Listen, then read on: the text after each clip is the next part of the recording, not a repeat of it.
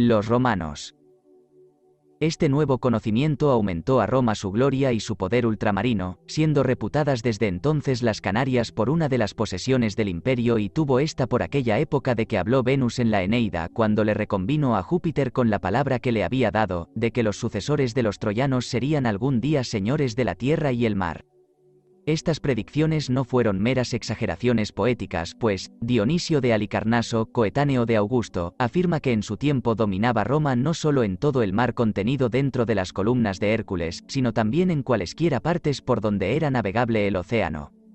Confirma Horacio esta verdad, cuando dice que los mercaderes de aquella capital del mundo traían su comercio con frecuencia hasta nuestro océano Atlántico, y que el fiero nombre romano se extendía más acá del estrecho.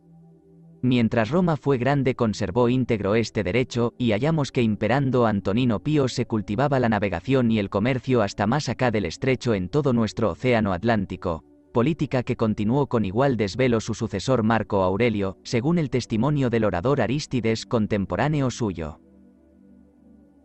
Es difícil averiguar si alcanzaron a nuestras islas las correrías y hostilidades que ejecutó en las costas de Europa y de África hasta más acá del estrecho, una formidable flota de francos que había sujetado las Galias en tiempo del emperador Probo, pero no hay duda que las irrupciones de las naciones bárbaras que por todas partes asaltaron la majestad del Imperio Romano, formando de sus ruinas diferentes monarquías, pusieron el mundo en confusión y empezaron a cubrir las Canarias con el obscuro velo de un olvido que duró largo tiempo. Jorge Glass, en su Historia de las Canarias, sospecha con razón que, cuando en esta declinación del imperio invadieron los vándalos con sus armadas las costas de la Mauritania, sería regular que algún navío de guerra o de transporte, guiado de curiosidad o interés, pasase a alguna de estas islas que hallaban tan a mano. Pero estas noticias no han llegado a nosotros. El Papa San Clemente, que murió el último año del primer siglo de la Iglesia, asegura en su célebre carta a los Corintios que más acá del océano había otros diversos mundos, concepto a la verdad que sólo pudiera originarse de una idea cierta, pero confusa, de las islas. San Bartolomé y San Avito. Otros historiadores nuestros han asegurado que el martirio de San Avito, presbítero de Toledo, que Juan Olao pone a principios del segundo siglo de la era cristiana, aconteció en la isla de Canaria, donde predicaba la fe. Mas esta noticia carece de toda sombra de realidad. Lo que sabemos es que, a fines del siglo IV, aunque había memoria de las Islas Afortunadas, se dudaba si existían algunos habitantes en ellas. Sulpicio Severo, en persona de Postumiano, decía que en el viaje que éste hizo al oriente, habiendo corrido hasta la África, halló que allí se celebraban las memorables virtudes de San Martín Turonense, que lo mismo sucedía en Alejandría y en todo el Egipto, que esta noticia había llegado al Siro, etíope, indio, parto, persa y armenio, que los mares y desiertos que separan el Bósforo de la comunicación de otras gentes, no eran bastantes para detener el curso a esta fama. Finalmente concluye, si hay hombres que habiten en las Islas Afortunadas, no pueden tardar en oír su nombre. También se pretende que San Jerónimo, o Sofronio en su adición al catálogo de los hombres ilustres, hizo memoria de nuestras islas en el siglo V, honrándolas con la presencia y predicación de San Bartolomé, cuando dijo que este apóstol predicó el Evangelio de San Mateo a los indios que se llaman afortunados.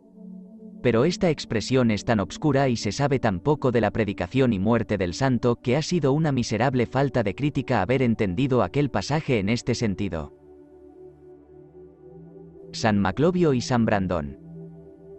Del mismo modo y por las razones que ya en otro lugar expusimos, no debemos hacer caudal del viaje que se dice haber ejecutado hasta las Canarias, en el siglo VI, los monjes escoceses San Maclovio y San Brandano, con otros 18 compañeros, pues hemos visto que toda aquella historia tiene mucha apariencia de novela y que los autores que la refieren quizá equivocaron nuestras islas con otras.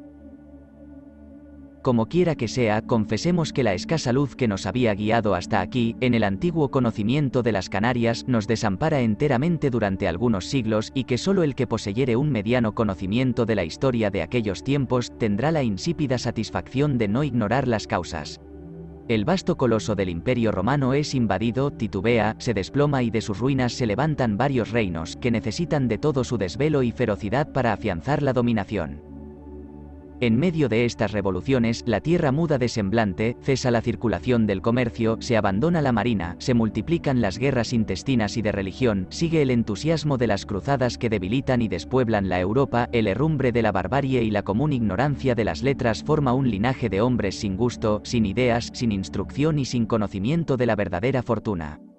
En una palabra, desde el siglo IV hasta el XIV de la era cristiana no pudo la Europa conocer las Canarias fácilmente. Los árabes. Los españoles y los moros del África, por hallarse más vecinos, eran los que tenían alguna proporción de visitarlas, pero todos sabemos que estas dos naciones, desde la primera erección de sus monarquías, se habían encarnizado recíprocamente con tal furor, que apenas sabían de sí mismas, siendo la península de España por el espacio de 8 siglos el teatro de las más obstinadas guerras. Sin embargo, yo no sé si acaso las Canarias debieron algún cuidado a aquellos infieles. Se puede ver el extracto de cierta memoria acerca de las antiguas navegaciones de los chinos a la América con algunas conjeturas sobre el origen de los americanos, en la cual Mr. Guiñes, su autor, cree que mucho tiempo antes de Cristóbal Colón, siendo los árabes dueños de España y Portugal, emprendieron desde Lisboa una navegación hacia el occidente, y que, después de haber surcado largos mares, se vieron precisados a retroceder a las Canarias, donde supieron que los antiguos habitantes de estas islas se habían embarcado, en otro tiempo, sobre algunas canoas con el designio de descubrir nuevas tierras hacia el oeste, en cuya expedición gastaron un mes. Esta noticia, no hay duda, fue tomada de las obras del abreviador del célebre Ben Edrisio o Sarifal Edrisi, llamado comúnmente el geógrafo de la Nubia, que escribía su libro intitulado El deseoso de peregrinar la tierra en 1170, y habla de nuestras islas en la forma siguiente. Parte primera del tercer clima. En este mar está la isla de los dos hermanos mágicos, llamado uno Siarraham y otro Siarram. Su puerto está enfrente de Azafi, en África, y a tan corta distancia que, cuando está claro el horizonte, se puede divisar el humo del continente. También está en este mar la isla de las Cabras, Capraria, la cual es larga y cubierta de nubes, y en ella hay un gran número de este ganado, aunque pequeñas y de una carne tan sumamente amarga que no puede comerse. Consta esto por relación de ciertos aventureros, cuya historia se va a referir. 8 hombres, emparentados entre sí, habiendo fabricado un navío mercante y proveídole de aguada y comestibles para algunos meses, emprendieron su viaje, luego que los vientos orientales empezaron a soplar, y al cabo de 11 días de navegación con tiempo próspero, corrieron hasta un mar cuyas aguas estaban como espesas, y exhalaban no sé qué olor desagradable.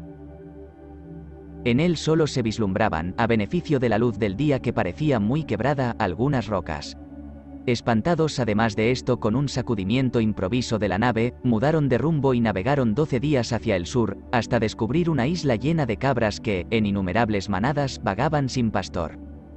Aquí encontraron una hermosa fuente de agua viva que corría a la sombra de una higuera salvaje y, habiendo cogido algunas cabras, hallaron sus carnes tan amargas que, no siendo posible comerlas, solo se aprovecharon de las pieles. Después de haberse vuelto a embarcar y, navegado otros 12 días siempre al sur, divisaron a corta distancia otra isla, que parecía cultivada y adornada de habitaciones, costeáronla toda y, queriendo seguir su viaje a fin de hacer nuevos descubrimientos, se vieron repentinamente rodeados de barcas, prisioneros y conducidos con su navío a cierto pueblo, situado en la costa del mar, a donde acudieron unos hombres rojos, de pelo largo y estatura prócer. Las mujeres eran extremadamente hermosas. Tuvieron los reclusos 3 días dentro de una casa, y al día cuarto vino a ellos un isleño que, después de algunos cumplimientos, les preguntó, en lengua arábiga, cuál era su condición, de qué país venían y qué buscaban. Luego que le refirieron sus aventuras, les declaró que él era el intérprete del rey. Al día siguiente fueron presentados a este monarca, quien, haciéndoles las mismas preguntas, satisficieron con las mismas respuestas, esto es, que eran unos aventureros que habían corrido por el mar con el designio de descubrir todo lo notable y maravilloso que hubiese en él, hasta encontrarle término. Cuando el rey oyó decir esto a los moros, se echó a reír y dijo al intérprete, refiéreles a estos extranjeros cómo mi padre dio orden para que algunos vasallos suyos saliesen al mar, quienes navegaron una luna entera, hasta que, faltándoles la luz del día, conocieron que la empresa era inútil. Entretanto el rey mandó a su intérprete que obsequiase a aquella gente en su nombre y les advirtiese confiasen en su generosidad. Poco después fueron restituidos a su prisión, donde permanecieron hasta tanto que, levantándose el viento oeste, los embarcaron en una chalupa con los ojos vendados y, después de 3 días de navegación, llegaron al continente, en cuyas playas los soltaron con las manos ligadas atrás. En esta situación esperaron la luz del día, sufriendo en todo este tiempo las mayores molestias, y luego que percibieron a lo lejos el rumor de voces humanas, clamaron todos pidiendo socorro. Acércaronse algunas personas que, viéndolos en tan miserable fortuna, les preguntaron la causa y de qué país venían, a lo que respondieron que ellos no podían decir más sino que había 2 meses que viajaban, prorrumpiendo el jefe en esta exclamación: «Va Asfi», como quien dice: «Ah, cuánto hemos padecido», y desde entonces se llamó aquel puerto Asfi, Asafi o Azov, el cual es una rada en la costa occidental del África. Esta singular expedición, que se cree haber sido emprendida desde Lisboa, algún tiempo después que los moros conquistaron la España, hubo de ser sin duda antes de 1147, época en que los cristianos los expelieron de aquella ciudad. Como quiera, se puede tener por seguro que los moros de la península tenían algún conocimiento de las Islas Canarias bajo el nombre de Al-Yasir al-Khaledat, esto es, Islas Afortunadas, como que entonces eran ellos los únicos depositarios de las ciencias que había en la Europa, y los que más traían entre las manos el Almagesto de Ptolomeo, traducido por Benjonain, en que se trata de ellas. Por otra parte, como para defender las costas occidentales de España contra las correrías de los normandos, tenían en el mar escuadras considerables, con que cruzaban sobre las costas de África hasta más allá del monte Atlante, no podrían dejar de dirigirse alguna vez a nuestras islas, sin que para ello necesitasen del socorro de la aguja, todavía no conocida, pues tanto las brisas y vientos generales de Oriente como el curso de las aguas podrían conducirlos con seguridad. Los genoveses. Pero mientras los sarracenos de España conocían nuestras islas sin poner mucho conato en internarse en ellas, hallamos que los genoveses, habiendo corrido felizmente con su comercio por todos los mares de Levante, se aventuraron a pasar el estrecho y a navegar, sin aquel auxilio de la aguja, a lo largo del océano Atlántico en su solicitud. El padre Agustín Justiniani, en los Anales de Génova, dice que en 1291 se equiparon en esta ciudad 2 galeras con dicha mira, a cargo de Teodosio Doria y Ugolino de Vivaldo, a quienes acompañaron 2 religiosos de San Francisco. Y el Petrarca testifica ser tradición de sus mayores que esta armada de genoveses aportó a las Canarias, bien que ni uno ni otro autor nos instruyen de los frutos de aquella expedición, y solo Papiro Masón, en sus anales, es quien escribe que los genoveses fueron los primeros descubridores de las islas. Es de creer que, a lo menos esta expedición, contribuyó desde entonces a extender por la Europa su noticia, inspirando a todas las potencias marítimas el gusto por lo tocante a una navegación nueva y acreditada. En efecto, hallamos que los castellanos, los franceses, los portugueses, los aragoneses, catalanes y mallorquines hicieron por este tiempo algunos viajes a las Canarias y que las recomendaron a su regreso, abultándolas en la imaginación de sus respectivos soberanos de tal modo que cada uno se lisonjeaba tener derecho a la conquista, solo porque sus vasallos volvían de por acá.